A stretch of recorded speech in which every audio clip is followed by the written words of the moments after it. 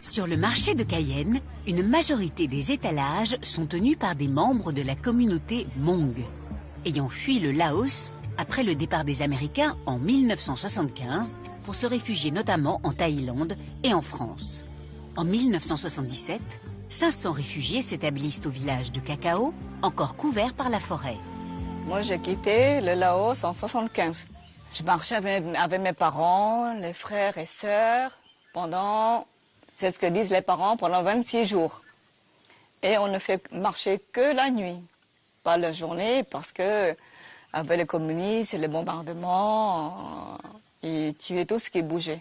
Je suis restée 2 ans dans les camps de réfugiés. Hein. Donc autour de chaque camp, c'est que des barbelés. Et je me rappelle que mon camp, là où j'étais, c'est le camp numéro 9.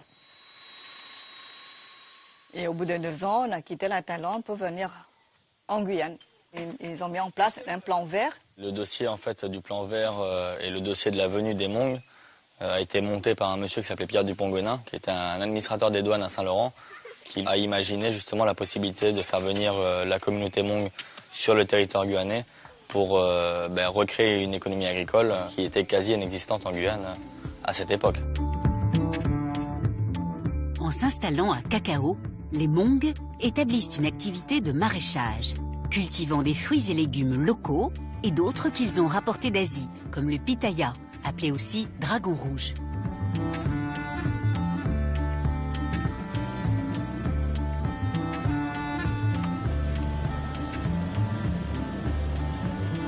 Quand les Hmong sont arrivés au tout départ sur le site de Cacao, ils ont commencé dans un premier temps à d'abord libérer des parcelles de terre, donc le déforestage. Donc ça a bien pris au moins 5 ans pour commencer à avoir des petits bouts de terre à exploiter. Donc il y avait juste un réseau de pistes forestières qui existait à l'époque. Et donc les Hmong se sont servis de ces pistes-là pour pouvoir accéder à certains lopins de forêt qu'ils ont dû mettre en valeur, quoi.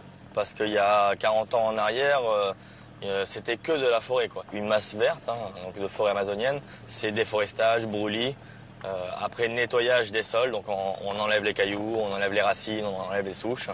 Aujourd'hui, les jeunes qui reprennent un peu l'agriculture ont envie de le faire d'une manière différente. Donc le travail manuel et traditionnel est très dur, donc eux n'ont pas envie de travailler de cette manière-là.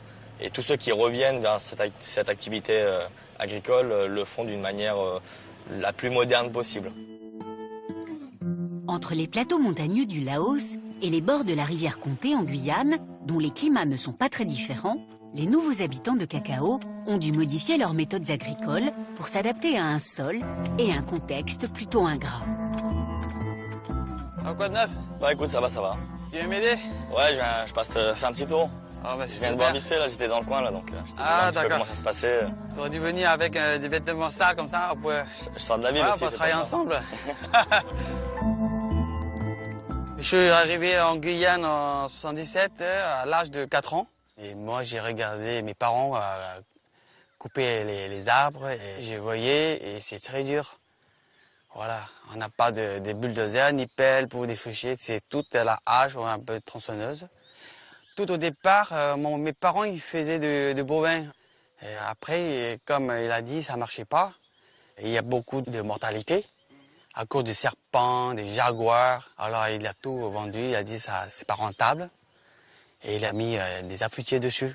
Et comme il était deux pour une vingtaine d'hectares, il a dit bon, on va pas faire que des affûtiers, on va faire un peu de maraîchage. L'exploitation de mes parents, eux, ils rosaient à la main. Et depuis j'ai pris l'exploitation, j'ai mis ça en irrigation manuelle, mais pas automatique, avec des machines, plus facile. Là, avec ça, j'augmente la production.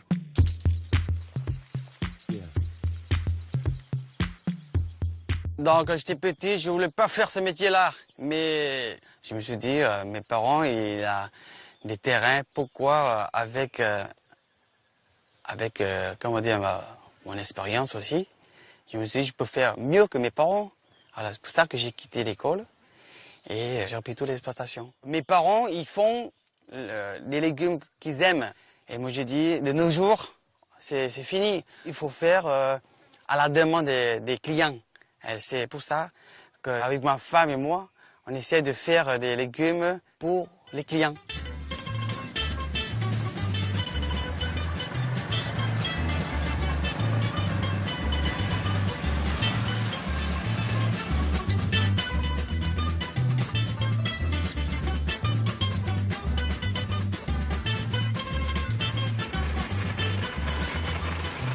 Je défriche, je brûle, après j'enlève toutes les souches qui traînent encore.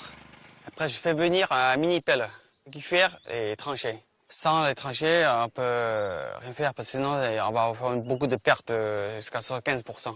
L'eau va s'évacuer de tous les côtés et il va suivre le drainage jusqu'à la forêt.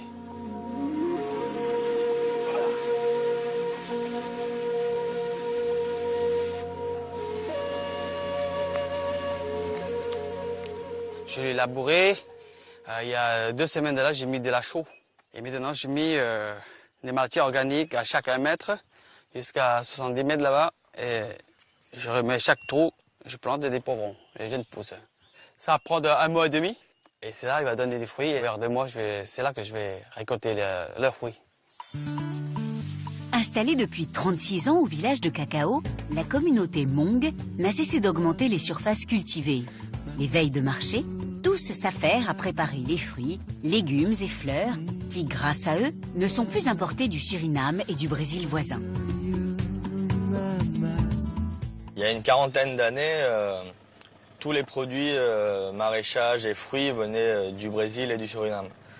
Aujourd'hui, la communauté Hmong a recréé une économie agricole et à 90%, la communauté Hmong fournit la Guyane au niveau de la vente à l'étalage.